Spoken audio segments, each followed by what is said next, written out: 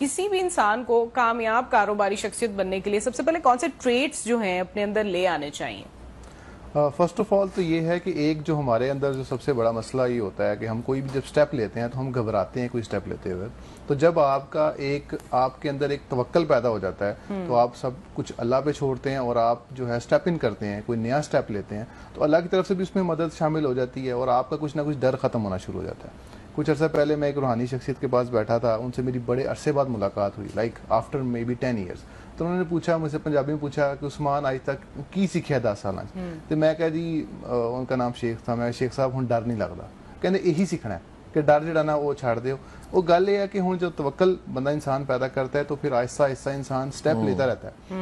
कई जगहों पे शाह साहब नाकामियां भी हुई हैं, बहुत बिजनेसेस ऐसे किए, छोटे छोटे स्टार्ट किए, नाकाम हो गए, फिर गिर गए, फिर स्टार्ट किया, लेकिन ये कि अल्लाह ने फिर अल्लाह की तरफ से ऐसी। अच्छा, आपका बुनियादी तौर पे विजन क्या था? यानी दो चीजें होती हैं, विजन भी वक्त के साथ साथ अपग्रेड होता है, लेकिन आज से 10 साल पीछे जाते हैं और 10 साल पीछे जाके सोचते हैं कि उस्मान का क्या विजन था, वो क्या विजन था जिसको आपने परस्यू किया और यहाँ तक पहुंचे? शाह साहब मुझे ना ट्रैवल का बड़ा शौक था। अच्छा। तो मैं ये चाहता था, जो छोटी सी ख्वाहिश थी मेरी, कि मैं इतने के पैसे कमाऊं कि मैं ट्रैवल भी करूं दुनिया में और मेरा जो है ना बिजनेस भी चलता है।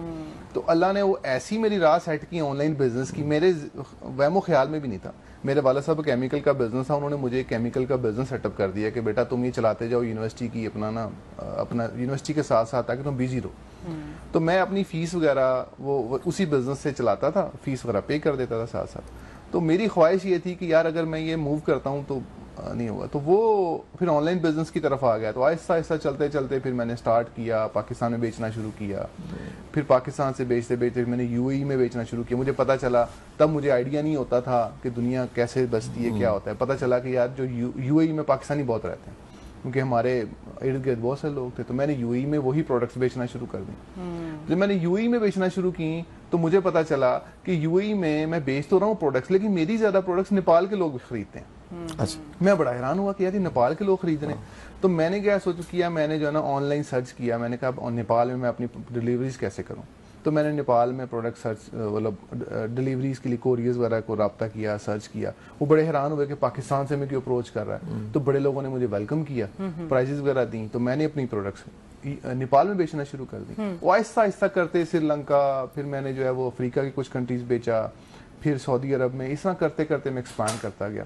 और देन आफ्टर ऑन जैसे जैसे राह मिलती गई तो चलते गए और आगे जो है वो अमेज़ॉन यूएसए में और फिर यूरोप में अमेज़ॉन पे बेचना शुरू किया। फिर अल्लाह ने हाथ पकड़ा, फिर